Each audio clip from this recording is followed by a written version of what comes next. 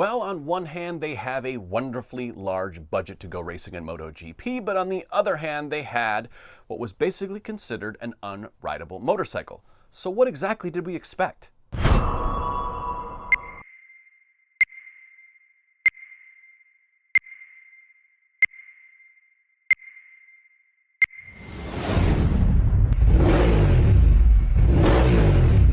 Welcome back to another edition of 2025 MotoGP Midterm Report Cards, and you guessed it, today we are talking about HRC Honda, the big boys in MotoGP and all of motorsports. Is that too big to say? But before we jump into the riders and the grades and all that, if you could please like, follow, share, subscribe, mash all the buttons, and come talk some MotoGP with us. Help us spread the gospel of motorcycle racing. And thank you to everyone who has been commenting and talking and liking and sharing all these videos. We truly, truly appreciate it. That's what it's all about. We want to hear from you. We want to hear your opinions, even if we don't agree with you, 100%. So thank you for everyone who's been doing that. So let's jump right into HRC Honda. We've got Joan Mir, we've got Luca Marini, and we've got a team that has won a ton of MotoGP races that is going through some tough times. But let's start with what they have now. I don't want to talk too much about the past. Joan Mir, former MotoGP champion. Whether you think he's deserving of the 2020 championship because, well, Marc wasn't there and he only won one race, that's all garbage. He's a world champion. He's a very, very good rider.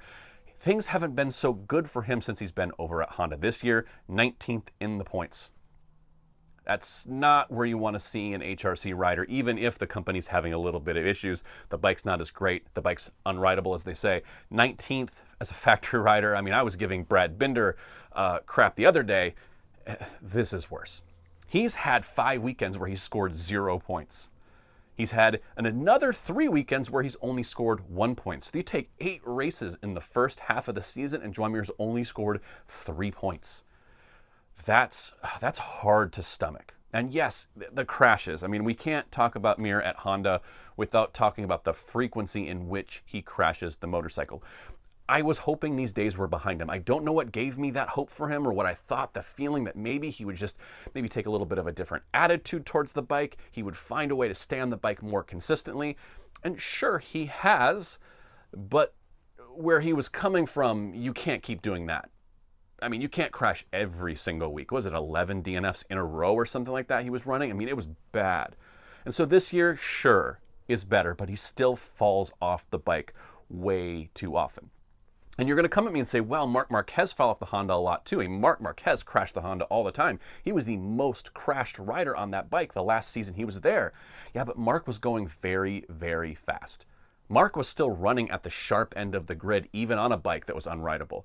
And yes, it was punting him to the moon and trying to kill him around every corner. Mir is not riding with that amount of ferocity the way Marc Marquez does. So are those things the same? No, they're not.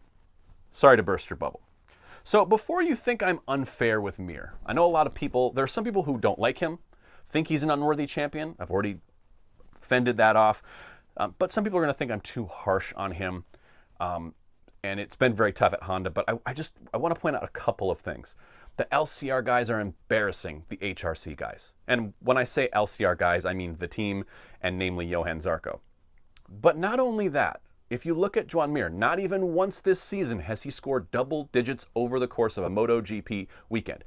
You have a chance at the sprint, you have a chance in the main race to score double-digit points. He hasn't done it this year. You know who has done that on a Honda? It's not Johan Zarco. Yes, of course he's done that. We all know that. I'm not talking about that. Taka Nakagami. He's had 1 point scoring weekend this season, and it was a 10-point scoring weekend. He has more double-digit points in a weekend than Joan Mir does, who rides the bike all the time. That can't happen. And Taka, I love Taka, but he was not a barn burner at MotoGP. He's not winning races and the generational talent of Marc Marquez. You want to make comparisons, like Taka Nakagami was a good rider. He was not a phenomenal rider. He's a great test rider. He's perfect for what HRC wanted him to do because he's been in MotoGP. He knows the tires, he knows the bikes, he knows what he's supposed to be getting out of the bike and when it's not happening. But you can't have this guy come in and score more points than you. As an injury replacement, that just cannot happen. Now, I will say, in defense of Joan Mir, he was running really well in Brno. He qualified well in Brno. It looked like a positive weekend, and then Alex Marquez came a-calling, and we all know how that ended. So I will give him a tiny, tiny bit of break. I'll mention it so the haters out there don't lynch me where I stand. So, okay, there, I mentioned it, okay? He showed some progress. He was decent at Brno. The motorcycle looked fast at times. They've looked fast at times this season. They've gotten into Q2. They've seemed to have figured it out, and then he's back on the floor in the middle of the race. Sometimes, yes, like in Brno, it's not his fault. A lot of times it is. A lot of times it is. So the big thing, and like where did I expect Mir? I expected this team to kind of take steps, step by step. He should be their clear number one rider, flagship rider, waving the Honda flag and getting them back to the top, step by step, getting new parts, figuring out what works, figuring out what doesn't. And then when you get lucky, you know, like Zarco kind of got lucky in France with the weird weather conditions, and then he rode out of his mind. You get those opportunities, you take them. And for me, it's never seemed that Mir has gotten those opportunities to take. He's never been in the position to go, okay, here's the chance where I can steal a fourth place. Oh man, here's a chance where I can steal a podium. Here's a chance where I can steal my way into Q2. It just hasn't happened. And I'm extra harsh on him because I think the one thing that HRC needs out of these riders is data. In order to get data, they need to build the new bike, right? How do you build and develop a new motorcycle? By having data. How do you get data? By doing laps. How can you not do laps? By crashing. He has to stay on the bike to give HRC what they want. So then we turn to the other side of the garage with Luca Marini, and what did we expect out of him this year? The expectations for Marini for me are a lot more difficult because I think he's being asked to do a slightly different job than Mir is being asked to do. Or it's self-imposed, however you want to put it. But I do think Luca Marini is there for his analytical brain, his consistent riding style, and he's there to collect data. That's what he does. We know this guy is a slow burn. Wherever he has gone, he's a very talented motorcycle, but he takes his time getting to know the machinery, getting to think his way through the bike, and once he's thought his way all the way through the bike, he can tell you what is wrong, what's right, and then he can move forward and become faster.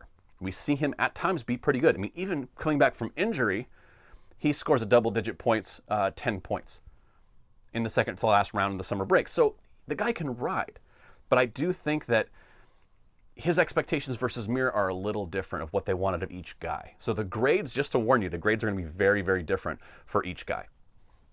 Now, Marini also has 3 non-scoring weekends, most of that due to his crash for Suzuka, really bad crash in Japan, training for the 8-hour. He's lost 3 rounds, and then another round where he only scored 1 point. But he's been in the double digits twice. He's 20 points ahead of his teammate up in 15th. The biggest difference with this guy is he stays on the bike, collects the data. Is he blowing everyone away with amazing finishes? I mean, he's scoring only a few points every weekend. I think, what is he, averaging 4.5 points a weekend? Sure. You have to take in the 3 zeros that sit along that. But yeah, sure, he's only scoring 4 to 5 points a weekend. But he's being asked to collect data, and he's doing it. And from the sounds of HRC and the renewing of his contract, it sounds like what they want out of him is what they are getting. So, and I know it's not the sexiest thing in the world to talk about data and talk about data riders, and we would much rather see him, sliding the back wheel around the corner and competing for podiums and stuff. But if you don't like his style of riding and what he's being asked to do, there's nothing I can do about it. Call HRC, tell them they should develop a motorcycle differently. Tell them you know better. But I do think, what does this all mean for me? I think what this means is that Marini is a lot closer to pre-race, pre-season expectations than Mir is. I don't know why I set my sights on Mir. Maybe it is because he's a world champion. Maybe it is because it always feels to me like, man, if he could just stay on that bike, we could get some results out of him. And I'm still waiting for him to stay on the bike. Now, again, Marini is about where I expected him to be, between 10th and 15th. He's going about his business, and he's feeding data back into the Honda machine. So let's talk about the Honda machine in HRC, what did I say? HR, not Honda HR, HRC. Here's the big thing. Here's the big problem. Second to last in the team standings. Where did we expect them to be? I want them to be fighting with Yamaha. We want this battle of the Japanese manufacturers, and we want to see that battle bring them both back to the front. I think the healthiest rivalry in the world is what brings both Yamaha and Honda back to the front, and it feels like so far this season, if you want to take factory Yamaha and factory Honda, Yamaha far and away the better team. putting together a better product, in advancing the bike in a better way. Now, yes, Yamaha has a Fabio Quartararo. Honda doesn't have that. I would argue, again, Honda has a Mir that's also won a world title just a year apart from Quartararo. So take that with what you like. But I do think that HRC maybe gets a little bit of a break because they have had success with LCR, and that is an extension of their team, right? They're all on the same factory bike, all developing the bike together. But all of the standout performance this year have come from Johan Zarco at LCR. We haven't had that standout performance from HRC. It doesn't really feel like they're on the grid. It doesn't really feel like they're there this year. You look at the grid and go, where's Honda? It doesn't matter.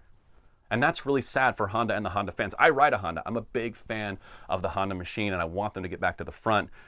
Right now, it feels like whatever progress they're making is painfully slow and isn't really something that we mere mortals, mere outsiders can really see and analyze all that well. Yes, they've shown flashes of brilliance, but again, all those points get to go to the independent team. Now, if you look at the teams, again, I said that HRC is 11th in the standings, second to last, and the really bad part of this analysis is every team around them only really has one rider that's been scoring points this season. You look down to Pramac, who's in last place, only really has had Jack Miller scoring points for them. And then you look above them at LCR, Tech 3, Yamaha, and Aprilia. All of those teams have only really had one rider scoring points for them. So we only have Fabio Quartararo at Yamaha scoring points. Rins hasn't done anything. Same thing with Viñales and Bastianini. Same things with Johan Zarco and Samket Chantra. So, and then all the way up to Aprilia, who's sitting in 5th place and only having Bezzecchi score points for. And so when you have two riders on the grid consistently, even if they're not blowing the barn doors off, they are on factory contracts, they are riding factory machinery, and they can't beat teams with only one rider scoring points, that's really, really troubling. But really, basically, the most damning part of the whole thing, I'll save to the end. Let's get into the grades. Let's get into the grades. Enough of me yakking about this. I think for Joan Mir, we have to give him a D. It seems harsh. It seems really harsh, but I told you I was going to be really, really brutal. And you know what? I took the minus away in the D- and gave him a solid D because I do blame that crash at Brno on Alex Marquez.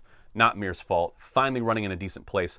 Could have had some decent points, maybe that double-digit points finish for the weekend, and Alex Marquez skittled that into the gravel for both of them. So, okay, fine. I gave you that. It's still a D. Too many crashes, and he's losing to his teammate.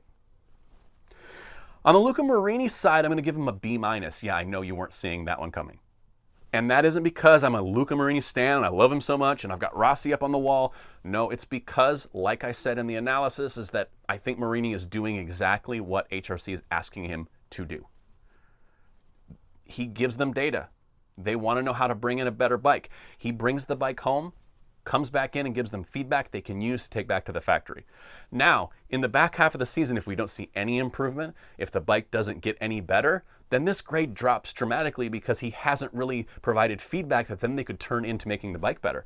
But for now, we're at the mid-season, it's a B-. And a lot of you are going to feel that's too high. You can have your opinion, I can have mine. We'll just leave it at that. All right, for the team gets a... I wanted it to be a C-, but it's a D+. The mighty HRC. I expected a lot more. I expected them to be competing with Yamaha, but the biggest factor in the fact that they're getting a D+ is this. The number one rule for every rider is you must beat your teammate. You're on equal machinery, you must beat your teammate.